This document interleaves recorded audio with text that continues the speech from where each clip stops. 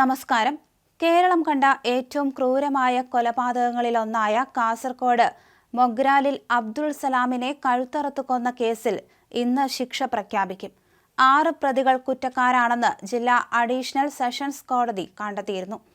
2017 April 30-നാണ് പൊട്ടാരിമൂലയിലെ Abdul സലാമിനെ Mogral Maliyankara കോട്ടയിൽ വച്ച് കഴുത്തറുത്ത് കൊന്നത്. സലാമിനൊപ്പമുണ്ടായിരുന്ന നൌഷാദിനെ കുത്തി പരിക്കേൽപ്പിക്കുകയും ചെയ്തിരുന്നു. സലാമിനെ കഴുത്തറുത്ത് കൊന്ന ശേഷം പ്രതികൾ തല ഉപയോഗിച്ച് ഫുട്ബോൾ കളിച്ചുവെന്നാണ് കുറ്റപത്രം. കേസിൽ 8 പ്രതികളാണ് ഉണ്ടായിരുന്നത്. ഇതിൽ 2 പേരെ കോടതി വെറുതെ വിട്ടിരുന്നു. കുമ്പള ബദരിയ നഗറിലെ സിദ്ദിഖ്, ഉമർ ഫാറൂഖ്, പേർവാഡിലെ സഹീർ, പേരാൽ സ്വദേശി നിയാസ്, ആരിക്കാടി ബംബ്രാണയിലെ ഹരീഷ്, മൊഗ്രാൽ മാളിയങ്കര കോട്ടയിലെ ലത്തീഫ് എന്നിവരെയാണ് കുറ്റക്കാരാണെന്ന് ജില്ലാ അഡീഷണൽ സെഷൻസ് കോടതി കണ്ടെത്തിയത്. ജഡ്ജി കെ പ്രിയയാണ് ശിക്ഷ പ്രഖ്യാപിക്കുക.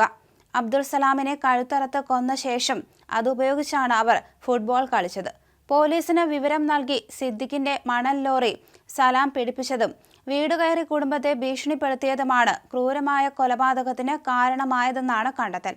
കുറ്റക്കാരാണെന്ന് കണ്ടെത്തിയ സിദ്ദിഖ് നേരത്തെ ഒരു കൊലപാതക കേസിലും ഉമർ ഫാറൂഖ് 2 കൊലപാതക കേസിലും പ്രതികളാണ്. കൊല്ലപ്പെട്ട സലാമും കൊലപാതക കേസ് പ്രതിയായിരുന്നു. 53 സാക്ഷികളാണ് കേസിലുണ്ടായിരുന്നത്.